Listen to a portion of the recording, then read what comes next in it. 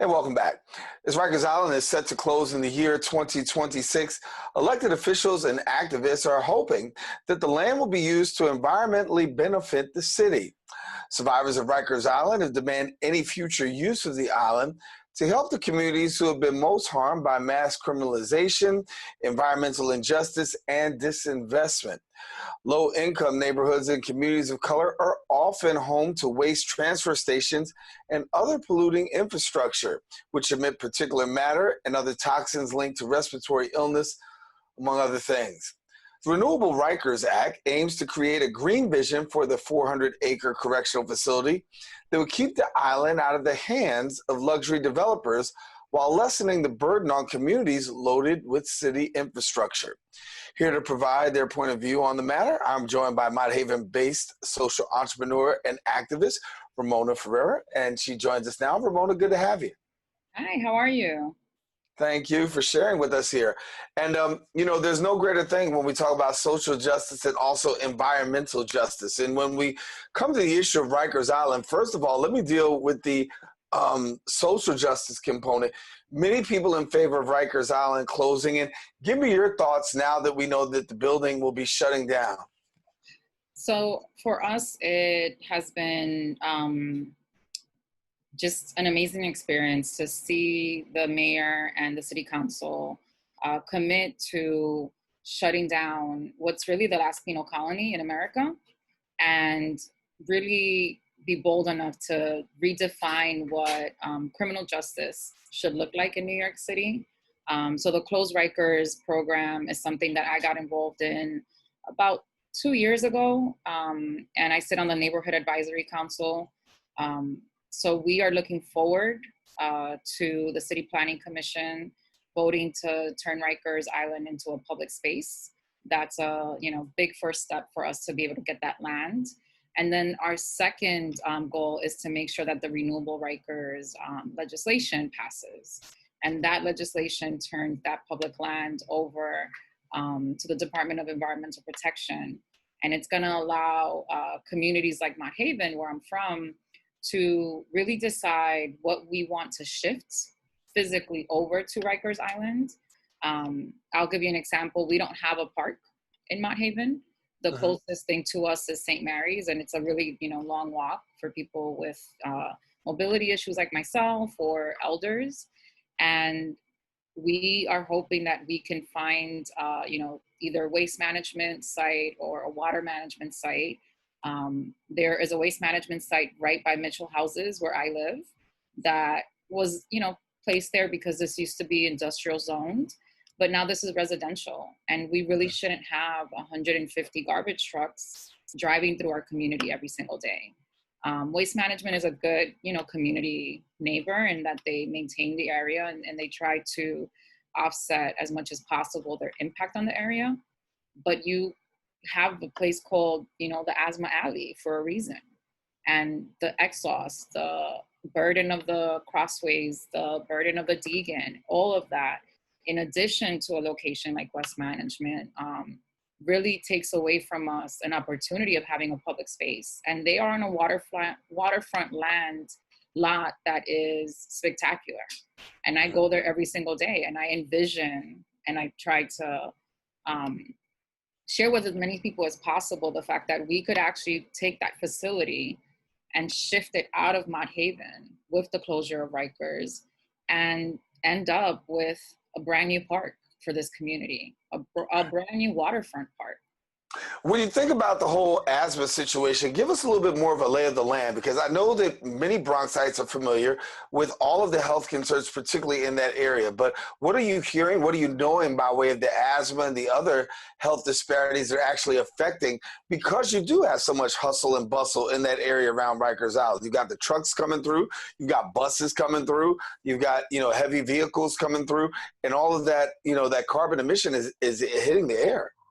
Yeah, so when they first started designing the city, they really decided, Robert Moses, that this needed to be a point of connection to the city for folks that participated in white flight, if we want to be honest, right? So as folks started moving out of the city into Connecticut and, upstate, the Bronx thoroughways, so the Deegan, the Cross Bronx, the Bruckner, became these really heavy polluted access points into Manhattan for those that commuted into Manhattan.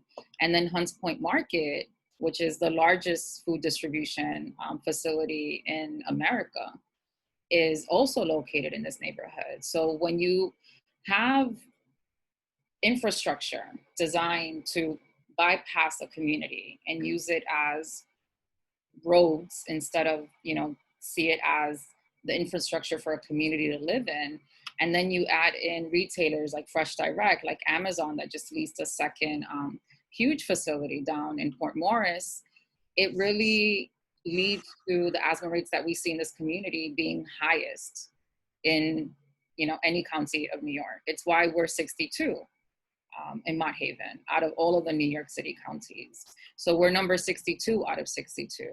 And if we think about COVID, we saw a lot of people in our community that were dealing with pre-existing conditions, respiratory issues, that we're just normally living with, not really understand and not really be educated properly on how living with a pre-existing condition like asthma or COPD was also a risk factor for COVID. So you have a huge concentration of public housing, which is falling apart. And inside has lead and asbestos and poor ventilation, and the air that seeps into your apartment is coming off these highways and these trucks. And then on top of that, you have the infrastructure surrounding you that was designed to really bypass you and to see you as, something that could be ignored as people commuted to something and from something. When we talk about what people want today, particularly in that neighborhood, I know recently a conversation was had late July, and those conversations were had to really talk about the case for Renewable Rikers, and those were community conversations, an opportunity to hear from residents exactly their thoughts. And so when you're hearing the lay of the land from people with boots on the ground, what are residents saying that they want, particularly now, particularly when it comes to the Renewable Rikers Island plan? I think folks are finally coming around to this idea of we get to design it, right? So once we get past the shock of we actually get to pick and choose what facilities get moved, there are questions that always come up regarding, well, we don't have a park. And we've always known that we have, a waste management plant. In Port Morris, there's two. Over more into Salamanca's district, there's another one. So folks have always known, and different groups have been really active in the environmental justice realm, but there's never really been a mixture or a fusing of environmental and criminal justice advocates. And I think this is a really interesting opportunity for both sides, where I'm only comfortable in that space because I worked on disaster response for the Department of Defense. So I was already thinking of force and natural disasters as something that happened at the same time. So seeing that happen in the Bronx sort of makes me feel, or no, it totally confirms the fact that I needed to come home and do the work that I'm doing. But I think it's a really important opportunity for people that normally separate their advocacy work and think that the world is just within that column. So the criminal justice side, for them, it's really important that any green jobs that are created, because things are getting transferred into Rikers, are open to those that were previously held on Rikers. So when we talk about green job creation, one of the things that the community has said a lot is like, we want to make sure that you don't need a college diploma to do these things, because many of the men and women that have gone through Rikers in our community don't have that. So we're talking about how do we develop work that is more focused on trade and training versus education requirements. We've had a couple of interesting conversations because some of the folks that like to think that they do environmental justice are really pushing solar panels. And interestingly enough, a few people in the community don't want solar panels there. Wow. solar panels take up a lot of space. There's one young man that I know that is a planner and he's an engineer, and any chance he gets, he's like, look, those solar panels are going to take up a lot of land. They're not going to produce a lot of energy. There's other opportunities that, we could be looking at. And the actual Lippman report has some proposals as to how we could use barges for trash transfer that people are thinking is interesting, instead of using, trucks and making trucks go through here or Queens. So I think the first reaction is a little bit of surprise that the city's allowing them to have this kind of input. A lot of people were really concerned that the jail was not going to close and that we weren't going to get this far. But at each voting point, we, present the valid argument, one, for humanizing criminal justice in our communities, and through borough-based jails that are innovative and are built with a humane, people-first foundation. We think that you can do that. But then there are other people that, just want to think about, well, what about the environmental impact? And again, this really lets me marry both of those ends. Yeah. I want to also switch fronts for a minute and talk a little bit about the MTA while we got you here. And knowing right now that where we are, we're in September, the MTA has definitely made some changes when it regards to fares. Used to have free ridership from March all the way up until August 31st. That's now ended. And so you got people headed back to paying fares and things of that nature. But give me your thoughts, your sentiments on the MTA ridership, what's happening in your area. So the Writers Alliance, which is the group that folks can get involved in if they want to, do some actions around transit specific. We just had our meeting a couple of weeks back, and we spent some time talking about the fares coming back after August 31st, because right before the pandemic hit, we had talked with you about Fair Fares program and how we had won the Fair Fares program and how that gave New Yorkers below the poverty level half price rides on transit. We had to stop doing outreach because we were going in person to train stations. So we had a full day at 149th Street where we were helping people sign up and giving them information about it. Because we know that in communities like the South Bronx, where you have about 56% of people below the poverty level, the majority of my neighbors need this service. We are now trying to figure out how we can do outreach, and without the support of the MTA, because they really don't have the funding to do a robust marketing campaign for Fair Fares. The question is, how do we get that message out? Because the more people that get the Fair Fares card, the less the less fare evasion you're gonna see on public transportation. And what we don't want is to continue to see Black and brown people being stopped, detained, ticketed because of a $2.75 fare. There's also the concern of the budget. The MTA is facing a huge shortfall. And what we've been able to confirm through some ridership analytics is that they're not really adapting their distribution of services and assets to match the ridership need. So in communities like the Bronx and Highbridge, Concourse Village, you're seeing these communities being the first responders, right? And we saw that through the pandemic. Mm-hmm. We're continuing to ride the buses at pre-pandemic levels in the Bronx. It's not empty. Every time you get on the bus, it's packed.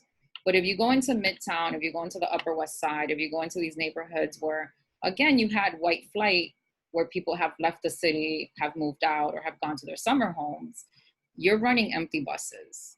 So we were in conversations with the new president of the MTA, and we're trying to communicate with her regarding this distribution of assets, because we now know for facts, on facts-based analytics, that we have to be shifting how we move our assets around. And the MTA is not nimble. It just doesn't have a history of adjusting quickly. And there are ways where, within the constraints of the existing budget, communities like the Bronx should be getting and deserve to be getting more service than an empty bus route on, you know, the Upper West Side, where folks are just not living there anymore. So before we get out of here, I want to get you the opportunity to talk about people who want to become allies, because allyship is huge these days. You've got a couple of great initiatives that people are really dealing with. The community is really dealing with and grappling with, particularly with Rikers Island, and then also MTA ridership, and particularly as we talk about our community, right? So what if there's somebody out there that says, listen, I want to join the fight, I want to become a voice, an ally? How do they go about doing that? So one of the places that would be easiest is to go into my Instagram, which is Ramona the Mona. So RAMONATHEMONA. And I post regularly, you know, what events we're having and what's happening in each area that I focus on. And then organizations specifically that I can recommend folks follow if they're interested in seeing what's coming up. We're about to have a big celebration because we got a brand new bus lane on 149th Street, which is going to speed up traffic for bus riders tremendously and is really making a difference for the ambulance drivers there as well. So that would be Riders Alliance. They will announce their meetings. You can follow them on Instagram. They have websites, emails, and we do virtual meetings every month. And then when it comes to Renewable Rikers and Close Rikers, that's just leadership. Well, thank you, Ramona, for sharing with us. And of course, these are two topics that we're going to continue to follow here. And hopefully we'll be able to bring you back on the show and you can give us some updates on where things are. Yeah, sounds good. Thanks so much for having me. Ramona Ferreyra talking about the work that's going on with Renewable Rikers as well as the MTA. Well,